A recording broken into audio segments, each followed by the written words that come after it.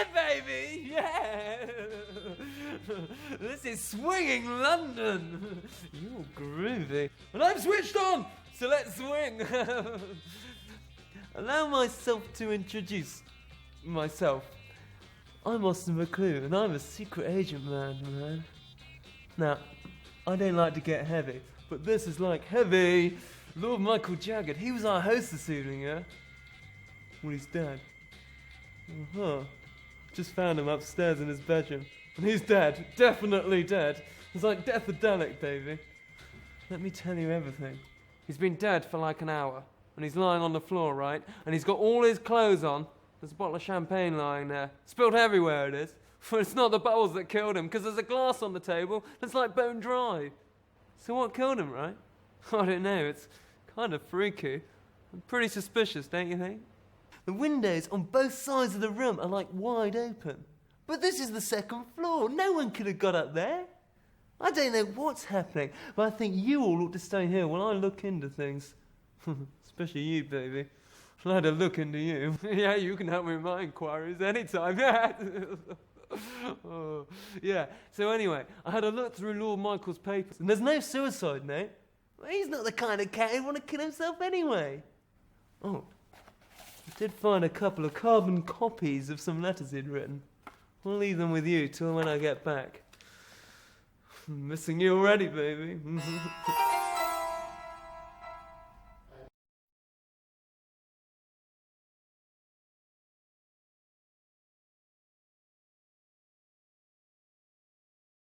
Well, hello. Did you miss me, baby? Did you? Did you? Yeah, I bet you did. So what have you found out? Well, you found out where everyone was when Lord Michael died. Terence Shrimp and Oliver Steed were playing billiards, and Martin X and Wiggy confirmed that.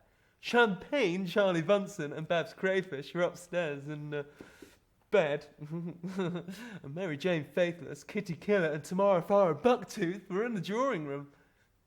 Drawing, presumably. Brian Sewell went upstairs for a bath, but that was later.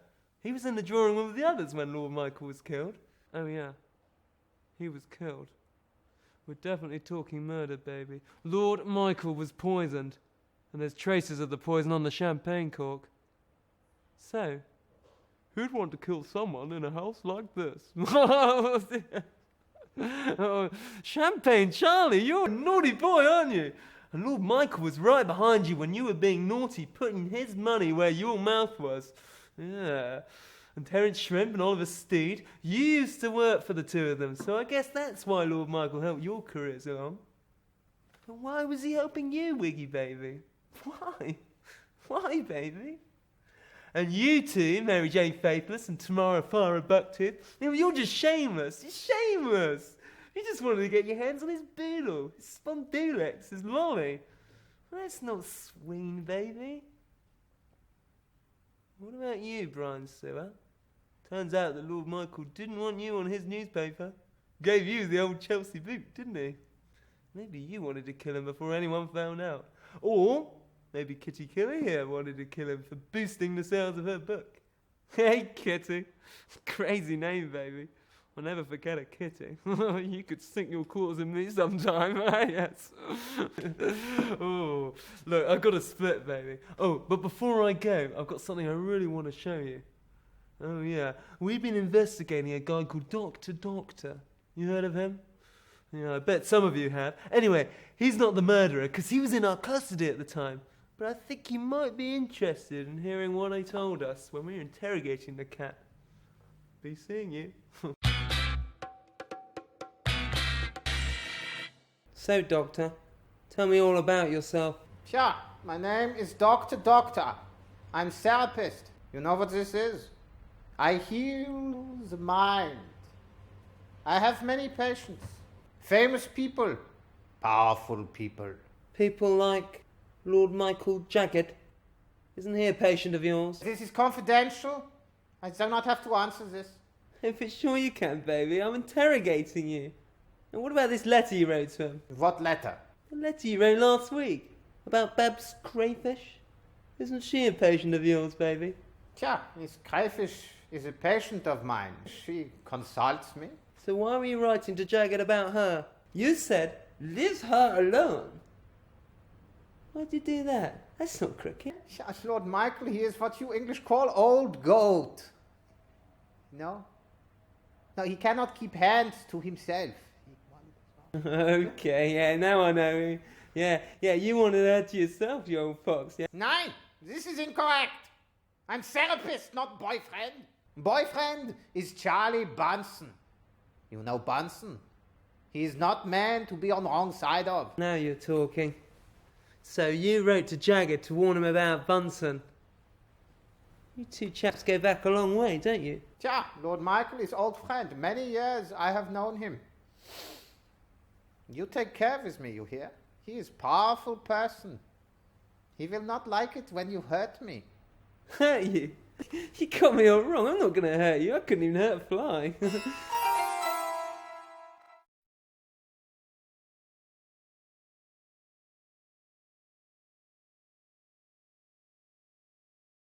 Hey, kitty. What have you been doing?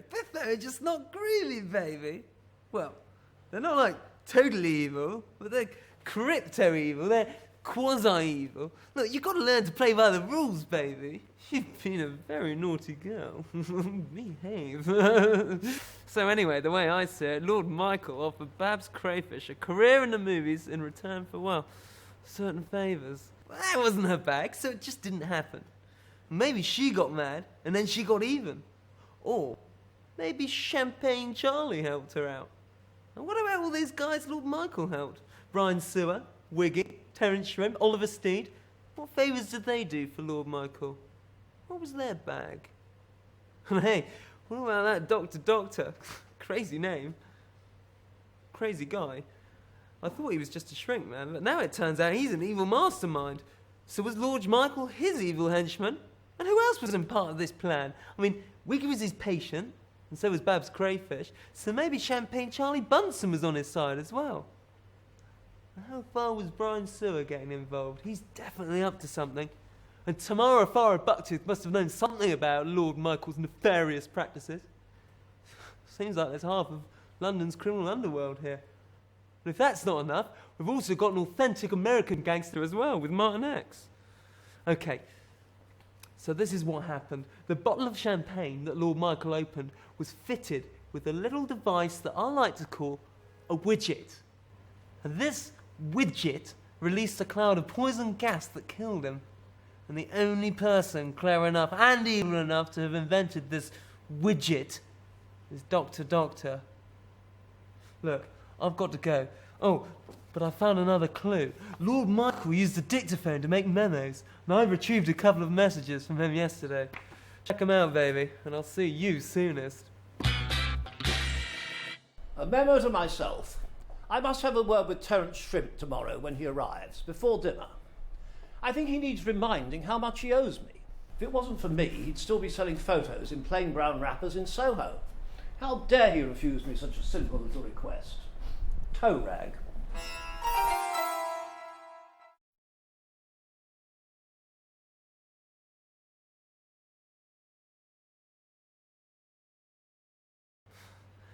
Baby, oh, baby, I don't believe you. What a mess you've all made of yourselves. Look, this is the way I see it. Lord Michael was part of an evil team of masterminds with Doctor. They were going to release poison gas on the underground unless the government paid them a hefty ransom. But anyway, they fell out with each other and became evil masterminds in their own right. Lord Michael blackmailed Terence Shrimp and Oliver Steed to get them to work on his evil plans with his gas. So one of them might have wanted to kill him. Meanwhile, Doctor was building up a new set of collaborators. Martin X, he was involved, and so was Champagne Charlie Bunsen. They're both gangsters. Now maybe they had to prove themselves by killing Lord Michael. A kind of virility test, you know. I don't need that kind of thing, baby. I'm virile enough. Anyway, then there were Doctor's patients, Babs Crayfish and Wiggy. Now he might have hypnotised either of them to kill Lord Michael, because Wiggy hated her father. And Babs would have wanted to protect Champagne Charlie. Mary Jane Faithless and Tamara Farah Bucktooth, well, they were just money hungry, baby. I'd reckon they'd do anything, those two. Anything you wanted. Then you got Brian Sewer, and he's just nasty. Lord Michael sacked him, so he might have wanted his revenge. And he was working with Dr. Doctor as well. Then finally you've got Kitty Killer. I don't know quite what to make of her. What do you want me to make of you, baby? She seems to know more about what's going on than even I do. So, it's over to you. What do you think happened here tonight?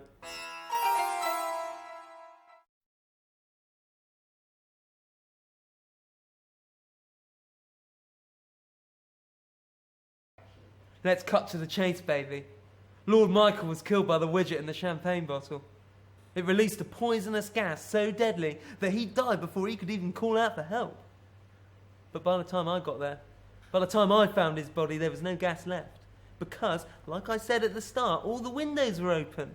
So, someone had gone into that room after Lord Michael had been killed and opened the windows to clear the air. So who was there? Who was the only one person who ain't got an alibi for the period between Lord Michael's death and the finding of the body? There's one person who helped Dr. Doctor with his researches into the wine bottling and would have known about the widget. Who's the one person who's got the motive, the means, and the opportunity? Brian Sewer! I'm sorry, baby, but I'm going to have to arrest you for murdering Lord Michael Jagged. So that's it. I'm spent. Good night. Oh, and remember, crime is rarer than you think. You don't have nightmares, baby.